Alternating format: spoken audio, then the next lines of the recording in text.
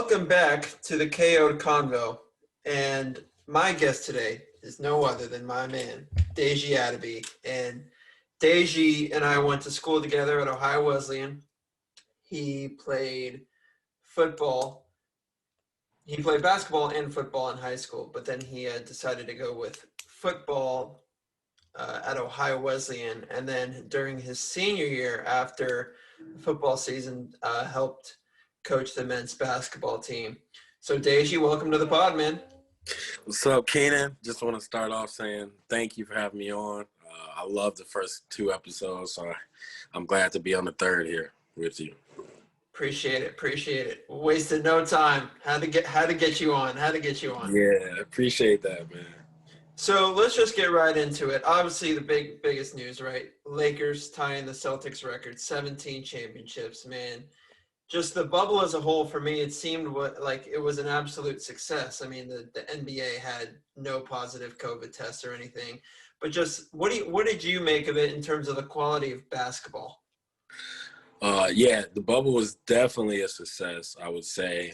When it came to the quality of basketball, it was a lot different than your normal, like playoff series. You don't really get the fans. You don't get that energy, especially with basketball being such a game of runs, It was really just like, it was a pickup game. It was AAU setting. Guys were just going out. You see early Donovan Mitchell and Jamal Murray trading 50-point games. It's probably different than what you see in the normal playoff setting. But, I mean, it was just good basketball, if you ask me. Yeah, I mean, it was certainly exciting, especially in that kind of setting. And then you look at the team like the Lakers, and I think Jimmy Butler said it best. You got to go through a LeBron-led team to win the championship, and that's for sure. I mean, it's true, right? True. It's very true. 10 finals now, and however many he's been in straight, but won 4 championships out of it. What did you think of the Lakers? It seemed like they struggled, obviously, the first game against Portland because everybody believed that everybody thought that Portland was the team that was going to knock them off, right? Started off a little slow. And then what did you see from them that really turned the tide and really got their momentum going?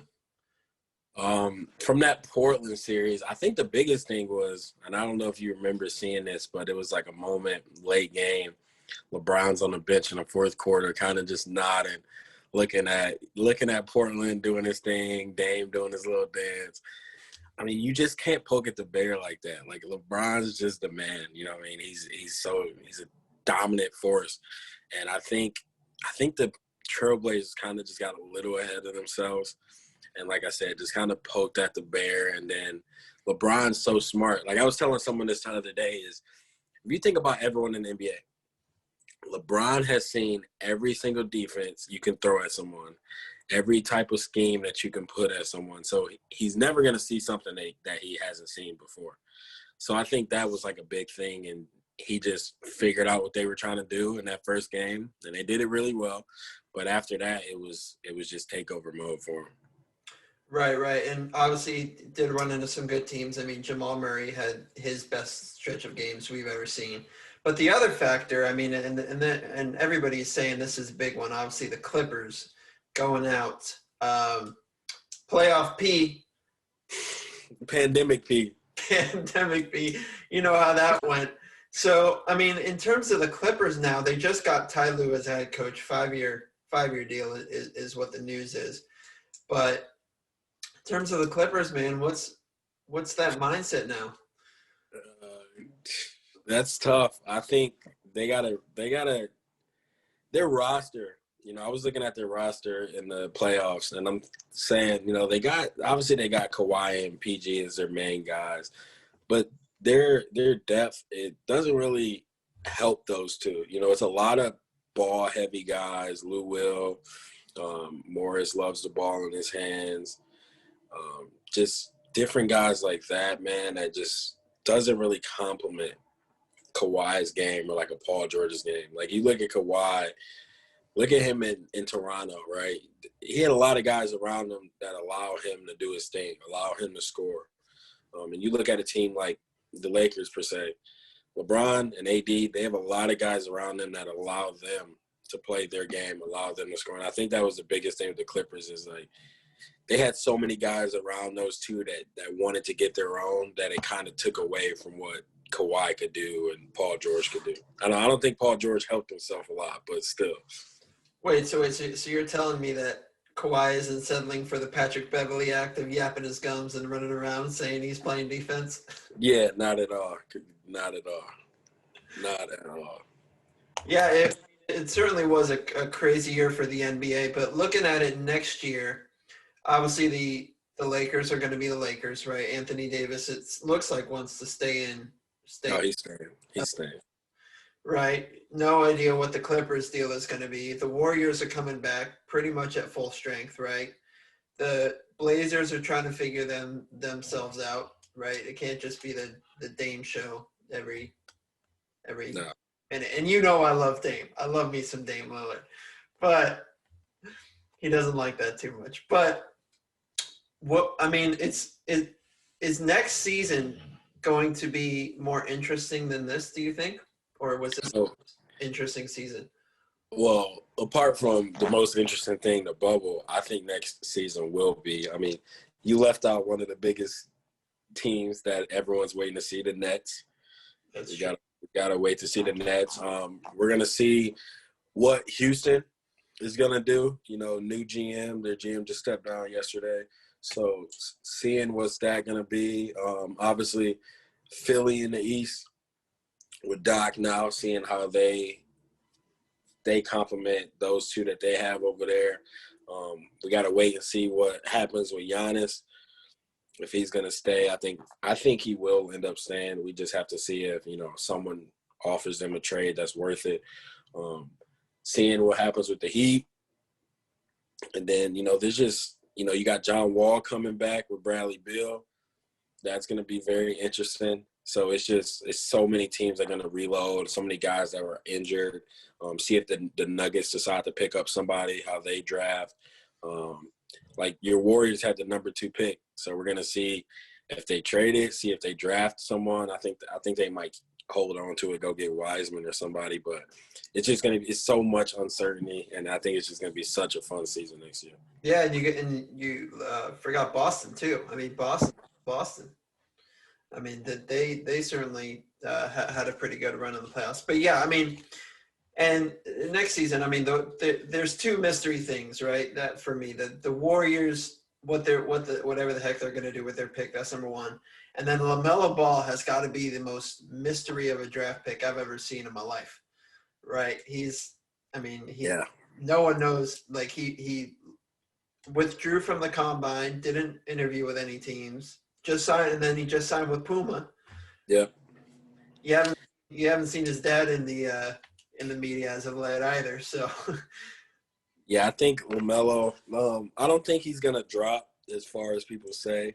I mean, I think personally he goes around like between 1 and 5. I really think 1 through 3. I think someone's gonna take a chance on him, but I mean, he can clearly play. He's clearly. He's grown up. He's got Lonzo as his big brother helping him out. So that's definitely going to be a huge question mark.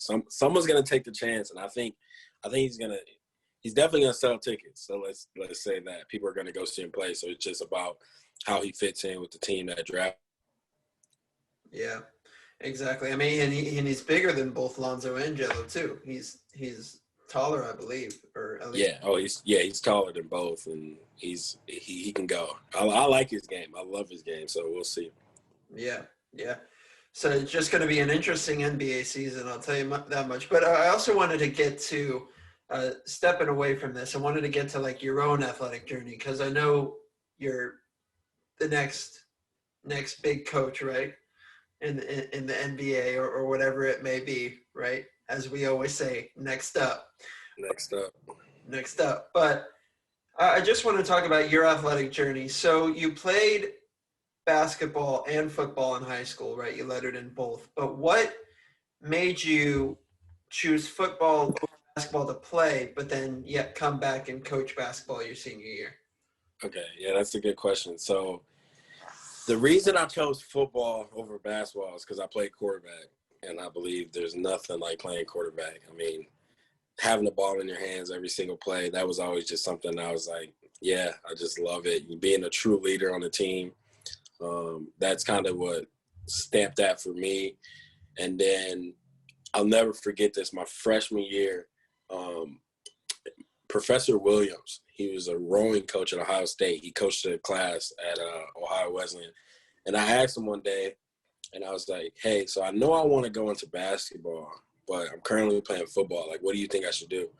And he just, he's such an even kill guy. He just looks at me. He's like, well, Deji, if you want to do that, try to stay in it right now. Just try to stay in it. Try to be a part of basketball. So, I end up starting up my own AU team that freshman year and just kind of ran with that. And then going to senior year, I know you remember, but I was a crazy fan at all the basketball games, up until then. And I remember I worked in the front office at the athletic building, and Coach Conley, he just comes up to me one day, and I had talked to him about basketball and everything, and he just comes up to me one day and just asked me, like, hey, would you want to be, the basically student assistant for the team? And I was just like, yeah. I just jumped right on it and never looked back. Such a great experience for me, though. Great experience. Yeah, yeah, and talk to me about that, because I know Coach Dewitt has been there for years, and he's such a well-respected coach throughout the Midwest. Talk to me about some of the tips he gave you and some of the things that you learned during that year. Yeah, so both Coach DeWitt and Coach Conley just took me in with open arms. Coach DeWitt, I just got so much praise for the guy. He's such an even kill guy. He's gonna get after you. Some of the things I kind of took from him, he definitely taught me how to truly practice plan, and he was big on, we're gonna get our practice in, but we also got to do recovery. We're gonna shoot a bunch. He understood how to prepare guys' bodies for games, and then also on the decline, after games, how to rehab and all of that. Just some of so many actions, on the court, X's and O's. He was a wizard. Some of the stuff that we ran, it was just so great. And I just really took from him, understanding how to truly be a player's coach. Him and Coach Conley, those guys really – the players really liked them. They obviously there's times where everyone's saying there man, coach doesn't understand this, but for the most part, those guys understood their players. They had their players' best interests all the time, and I really, really resonated with that. And both of them are championship coaches, and everyone loves winning championships, especially me. That's why we play sports, to win championships. So that was something I got from them too, was just how to have a championship team, and make up for them. So is it safe to say then they're part of your inspirations now to be a coach? For sure.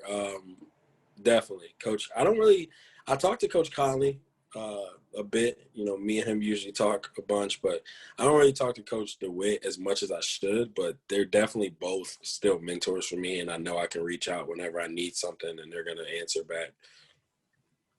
Right on, right on. So after Ohio Wesleyan, right, you're going to grad school, but then you also seems like along with one of your buddies, you established these kind of not really pickup. I guess in the industry they call them runs, right?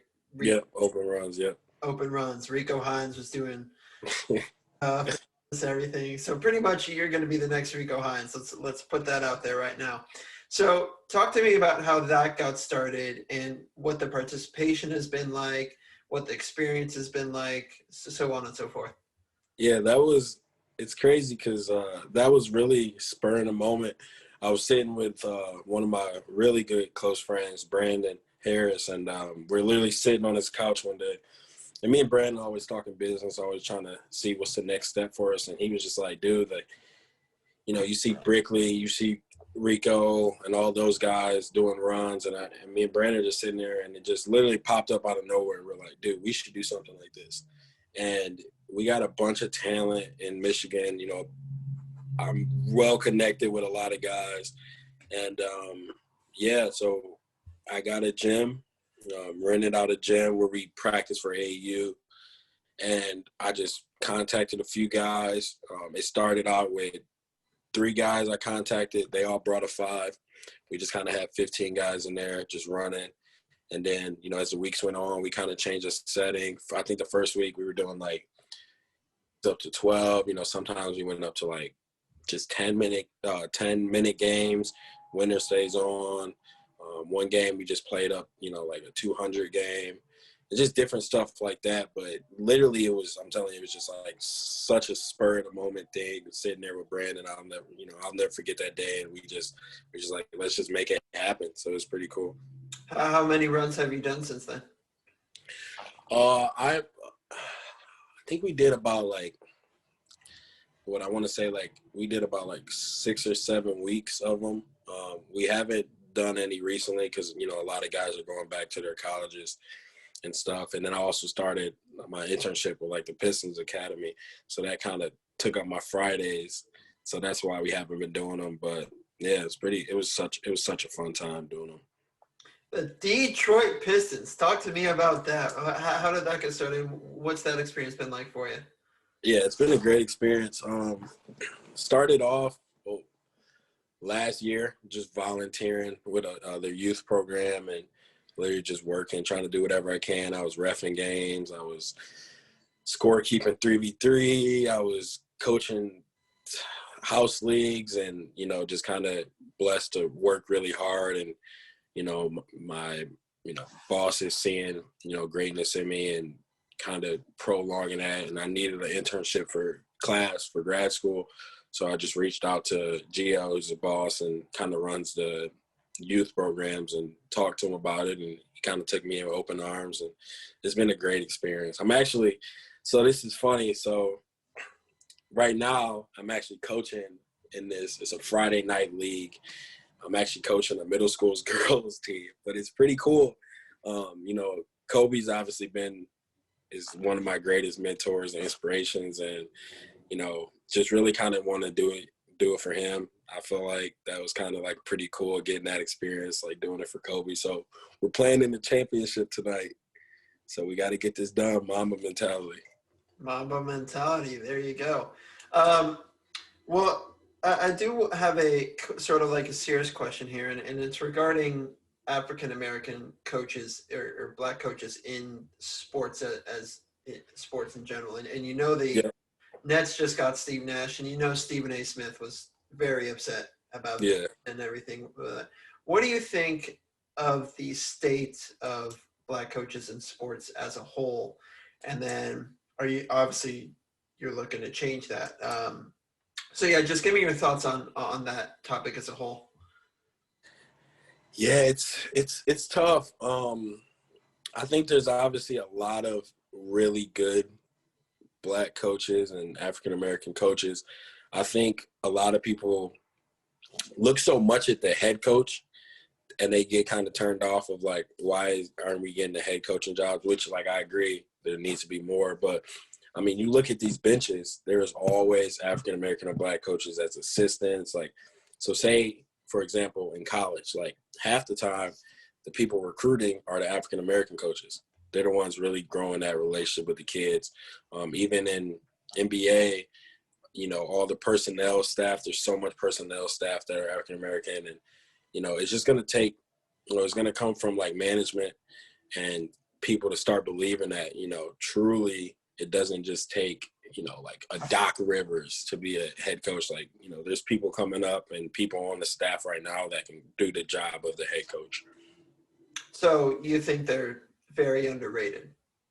Yeah, underrated. And I mean, there's always that saying of like African-American coaches have a chip on their shoulder, which is very true. I feel like every black coach naturally has like a chip on their shoulder, kind of knowing how things are. But like I said, it's going to take just kind of change in like management and them seeing that it can happen, you know? Very nice. Very nice. So if you had one NBA team, and I assume it might be the Pistons, but if you had your ideal scenario, who would you coach for? Right, next season? Next season. Give me the Nets. Give me KD and Kyrie. I love coaching them. But honestly, I don't know, man. The Nets will probably be it. I'd love to do, you know, be in Detroit, but I think I would rather be in like honestly, moving up to that NBA level, like a general manager role, I think that would be amazing. Just kind of, I was watching Moneyball yesterday and just kind of like scoping a team like that, really, getting the ins and outs, talking to the coaches, talking to the players. I think that would be more of where I would be comfortable at the next level. Yeah, well, you follow Moneyball, you're gonna have to have a guy who knows all the numbers, and it ain't. I'll tell you that much. No, that's a great movie. Well, yeah, I mean, so just after what does your path look like? Do you think, like, is there a certain path that you have drawn out, or are you just kind of taking it day by day? Well, I definitely have me, like I'm a guy who likes to kind of plan things out and try to go chase them. But definitely just right now, I'm just going to keep working hard, going to finish my grad degree.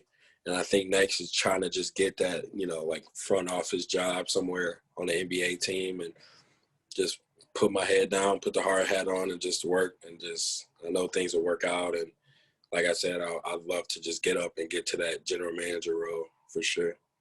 Yeah, you'd like to be the one drafting them? Yeah, I do draft boards every year and kind of mock drafts myself with some couple of guys. So that's just always been something that interests me. And coaches get fired too easily for me now, man. I can't be walking in, my guys lose and I walk in, I'm out of a job. That's not me. So who's your top 5 drafts then right now? Draft prospects. What do you think the order is? Because I'll tell you mine right now. I had mine tweeted out not too long ago. So if it goes right, then you know I'm going to repost it and be like, I told y'all. All right, who you got? So I kind of took a gamble with mine, and mine's kind of a reach, but I think I know I got Obi Toppin going 2 to the Warriors. Just because you never know what the hell is going to go on with them. I think I got Edwards going 1. I think I got LaMelo going 5. I got to look here. Yeah, I know it goes Edwards, Toppin, I think Wiseman, Big O, and then LaMelo. Okay. Big O or Wiseman might switch. All right, I'm going to go on a limb here. I'm going to go LaMelo 1. I'm going to go Wiseman 2.